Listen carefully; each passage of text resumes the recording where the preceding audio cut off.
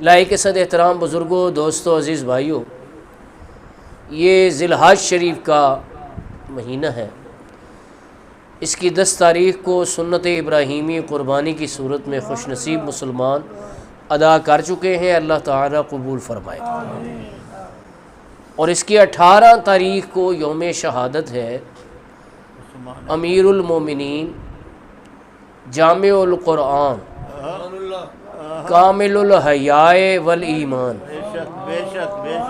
ذو النورین، صاحب الحجرتین، دوہرے داماد مصطفیٰ، حضرت سیدنا عثمان غنی رضی اللہ تعالیٰ عنہ کا یوم شہادت ہے۔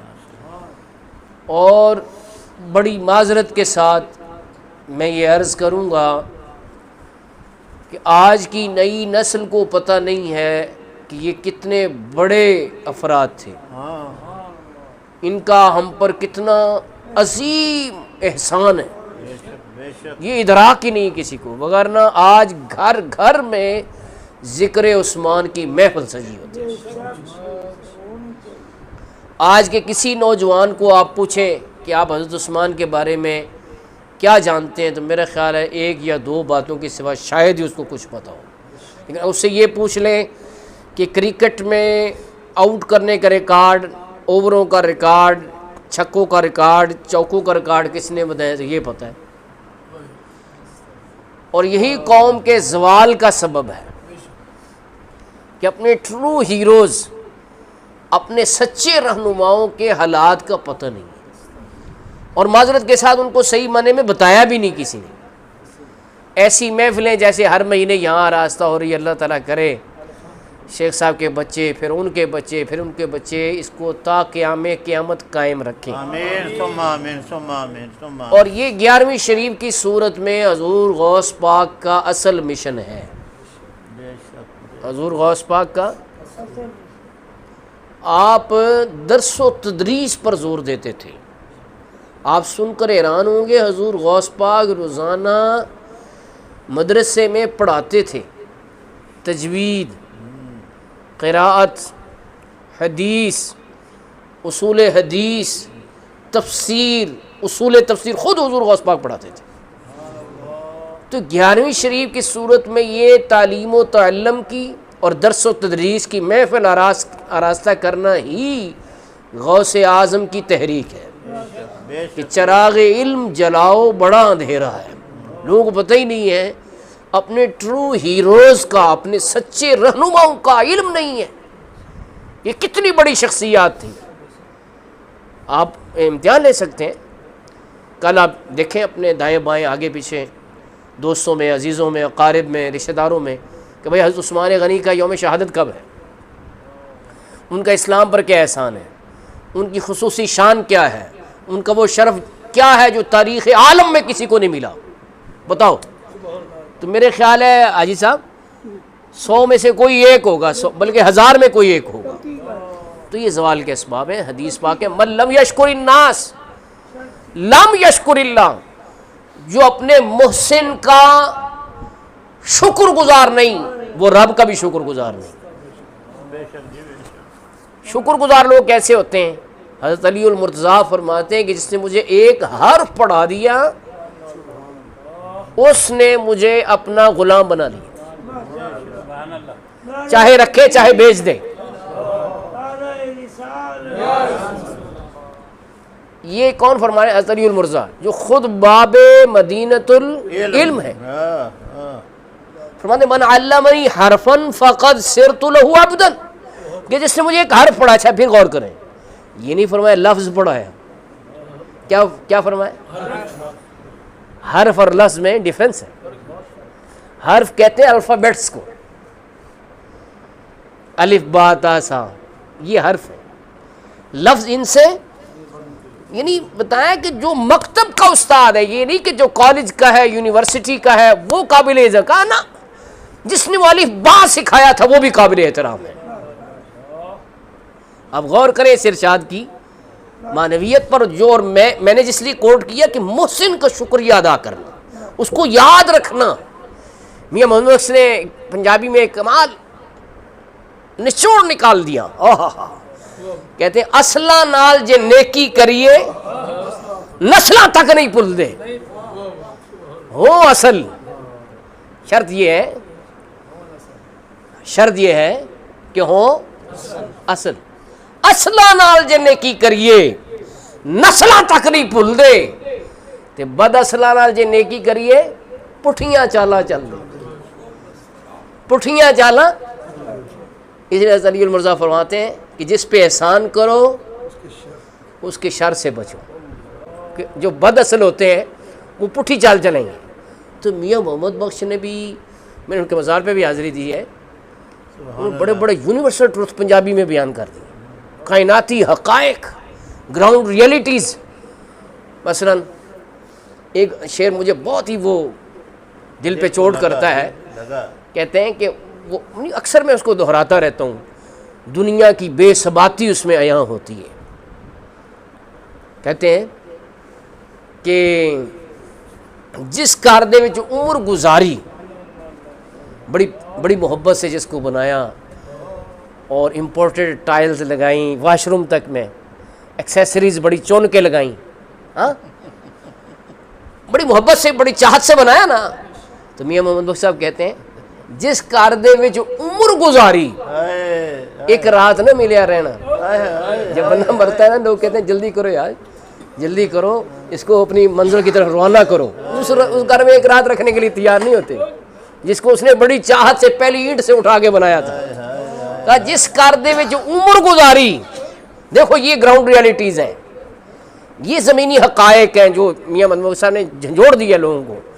جس کار دے وچ عمر گزاری ایک رات نہ ملیا رہنا، ایک دو دن تینوں یاد کرن دے پھر نہ کسی نہ لینا. تو بڑا مان کر رہا تھا میرے وارث میرے بیٹے. میاں صاحب کے شیخ صاحب کہنے طرز سے پڑھے، ہم تو جلدی جلدی گزرنا چاہ رہے تھے، لیکن بہرحال ایک بات پھر کہہ دوں کہ بندہ مان کر رہا تھا کہ میرے وارث میرے بیٹے میرے رشتہ دار میرے اقارب مجھے بڑا یاد کریں گے. وہ کہتے ہیں یہ بھی مت بھول. وارثہ بھی کہہ گئے نا، وہ کہتے ہیں وارثہ نہ کری مان وارثاں دا، رب بے وارث کر مار دائی. وارثوں کا بھی مان نہ کرنا کہ میرے بڑے وارث ہیں، میرے بڑے بیٹے ہیں، میرے بڑے عزیز ہیں، میرا نام زندہ رکھیں گے دنیا میں. تو میاں صاحب کہتے ہیں جس کر دے وچ عمر گزاری ایک رات نہ ملیا رہنا. جس کر دے وچ عمر گزاری ایک رات نہ ملیا رہنا، ایک دو دن تینوں یاد کر دے پھر نہ کسے نہ لینا.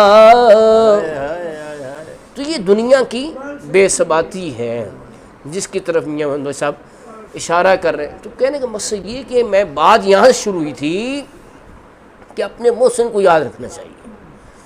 تو یہ جو خلفائے راشدین ہیں، صحابہ اکرام ہیں، اہل بیت پاک ہیں، یہ محسنین اسلام ہیں. ان کی بڑی خدمات ہیں، انہوں نے بڑا سیکریفائس کیا ہے، بڑی قربانیاں دی ہیں انہوں نے. یہ بیان کرنا چاہیے اور بتانا چاہیے کہ جناب آپ کی خدمات کا حق تو ادا نہیں ہو سکتا، چلو کچھ نہ کچھ ہدیہ محبت، نذرانہ عقیدت، کچھ شکرانہ ہم پیش کر رہے ہیں. حضرت عثمان غنی رضی اللہ تعالیٰ عنہ ہے، جب اسلام لائے تو چچا نے وہ چٹائی میں لپیٹ لے جائیں. امیر خاندان کے فرد تھے، ناز و نعم میں پلے ہوئے تھے، تو چچا نے چٹائی میں لپیٹ کر دھواں دینا شروع کر دیا، کمرے میں بند کر دیا کہ اتنی سی بات سے ہی جو ہے نا یہ گھبرا جائے گا اور نیا دین چھوڑ دے گا. تو آپ نے فرمایا کہ چچا آپ کی بھول ہے کہ میں انہیں باتوں سے گھبرا کر اور خوف زدہ ہو کر دین محمد صلی اللہ علیہ وسلم کو چھوڑ دوں گا، نہیں، یہ آپ کی بھول ہے. آپ نے فرمایا توڑ ڈالو ہڈیاں میری سبھی. یہ تو چھوٹا موٹا آپ تھپڑ وغیرہ مار رہے ہو، مجھے سزا دے رہے ہو، لیکن میرا عزم کیا ہے، میرا ارادہ کیا ہے اور میری نیت کیا ہے. توڑ ڈالو ہڈیاں میری سبھی لیکن دامن احمد نہ چھوڑوں گا کبھی، دامن احمد نہ چھوڑوں گا کبھی۔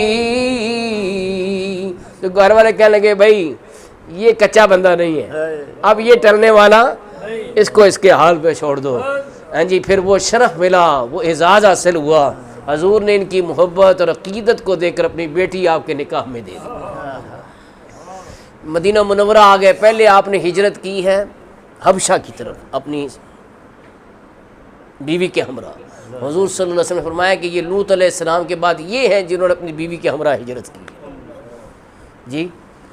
پھر مدینہ منورہ کی طرف ہجرت کی، پھر جو ہے وہ حضرت رقیہ کا انتقال ہو گیا تو حضرت ام کلثوم آپ کے نکاح میں دے دی، ان کا بھی انتقال ہو گیا۔ تو آپ جانتے ہیں آج کل جیسے ہوتا ہے، لوگ شادیاں کرتے ہیں بیٹیوں کی، تو داماد جیسا چاہتے تھے ویسا بیہیو کرنے والے نہیں ملتے۔ تو بعض اوقات لوگ، اللہ کرے سب کی بچیوں کے اچھے بر ہوں، لیکن زمینی حقائق ہے کہ وہ نہیں ملتے نا، جب تو کہتے ہیں یار کاش ہمیں پہلے پتہ ہوتا ہے یہ اس قسم کے لوگ ہیں تو ہم ان کو رشتہ ہی نہ دیتے، ہماری بیٹی یہاں جا کے بڑی تنگی محسوس کر رہی ہیں جی۔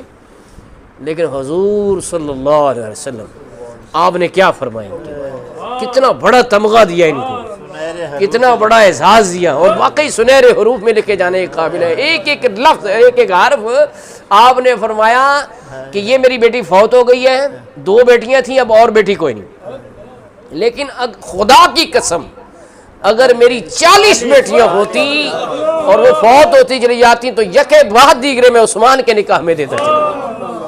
اس قدر حضور ان کے بیہیویئر سے اور ان کے گھریلو معاملات سے اس قدر خوش تھے، اس قدر خوش تھے، اتنے مطمئن تھے ان پر کہ انہوں نے میری بیٹی کو بڑے اچھے طریقے سے رکھا ہے۔ تو یہ ان کو اعزاز ملا کہ پوری دنیا کی تاریخ میں، ہسٹری آف دی ورلڈ میں کسی بندے کو یہ شرف نہیں ملا کہ وہ نبی کا دوہرا داماد ہو۔ ایک نبی کی 2 بیٹیاں کسی کے نکاح میں آئی ہوں، یہ پوری دنیا میں، اور اب ہو نہیں سکتا کیونکہ حضور آخری نبی ہے، اب قیامت تک یہ اعزاز کسی کو ملنا۔